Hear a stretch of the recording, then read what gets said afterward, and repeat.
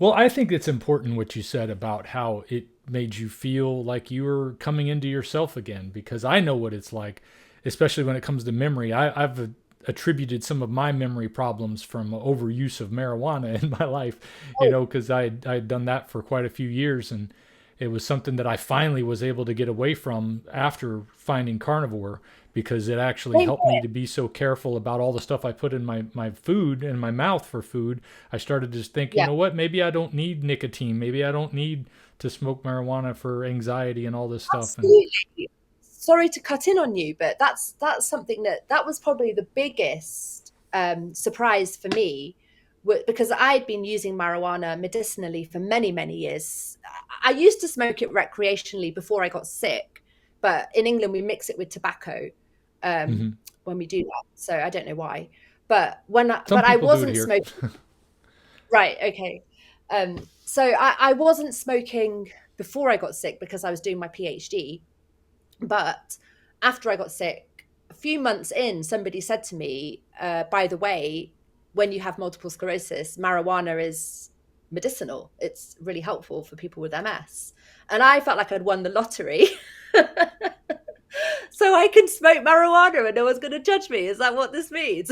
Right. But they do anyway. That's what I found. You can tell them it's medicinal all you like, but no one's going to take that seriously. Anyway, but the point is, I did use medicinal marijuana. I cut out the tobacco and I started smoking it. And that really did help me with my symptoms when they were at my worst.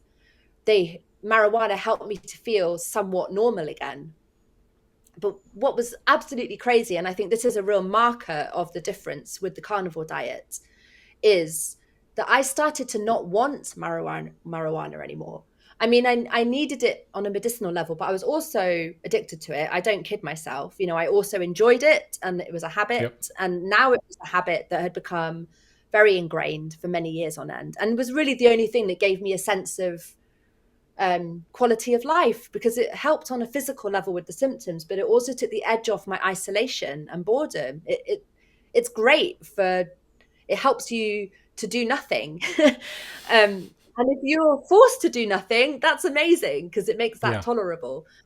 But the opposite happens when your body gets healthy again, it's the same substance but a different body that it's interacting with. And what I found was my beloved marijuana, which was something that was, I had extremely high tolerance. I could smoke like 8 big fat joints a day, and it didn't, it didn't affect me. Well, of course it did, but it didn't affect me in the same way it would affect somebody else. But I suddenly was like, I want to use I've got all this energy now that I've gone carnivore. And I just became more and more aware that I just didn't need the marijuana anymore. And in fact, it was holding me back from living my best life, which I could now live because I have my carnivore energy and Yeah. strength. Suddenly it became the opposite, where I was like, well, this is just something which is getting me a whole load of judgment and bad for my lungs, bad for my teeth, bad for everything. It's not, I don't need it and I don't Yeah. want it. So I quit Well, it. I'm so glad you delved into that, because I didn't know that was a part of your background. I mean, I don't, I usually cover things like that in my background because I think a lot of people do these things and then they realize that it wasn't helping me as much as I thought. I don't, first of all, I don't judge anybody for whatever they decide to do with their own body. That's between you and the Lord, as far as I'm concerned, whatever you Yeah. do. And I also understand what it's like to be in so much pain that you need something to take you out of it for a little while, especially like you said, where you're forced to do nothing. You might as well not Yeah. do it with a bunch of anxiety. It's like, toke up and go, let it go away for a little while. But Yeah. the problem was is that I still wanted that go away feeling even once I started to get healthy. And I said, this is not good. This is not good that I feel like I need to escape when I don't have anything to escape from anymore. And Yeah. that was when That's I it. started to say, you know what?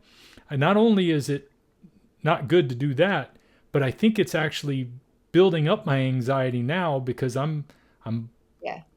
I'm using it to deal with anxiety, but it's just kind of pushing it into a bottle that makes it tighter. So when I don't have it, it comes out even worse. And I Yeah. was glad that I started to realize I need to stop doing these things that are teaching me bad habits by giving me dopamine hits to do things that don't in the long run have a It. benefit for Yeah. me. Yeah. Yeah. I feel like the diet's highlighted so many areas that I would like to continue to work on because, I think personally, I think that I've come to believe that a health journey has to address diet. You have to address your diet if you're on a health journey as a fundamental thing, but it's not the only thing that you can address. And I feel like the carnivore diets made me realize, first of all, it made me realize about marijuana that I don't need it anymore. And then that's made me realize I drink way too much caffeine. Hey, it's Dante Ferrigno. I just wanted to thank you first of all for watching this video, but I also wanted to tell you about my merch shop. I have a link in the description for a bunch of different items I've put together for you to be able to show your support for the carnivore lifestyle, and every purchase helps me to keep doing what I'm doing here on Ferrigno Freedom.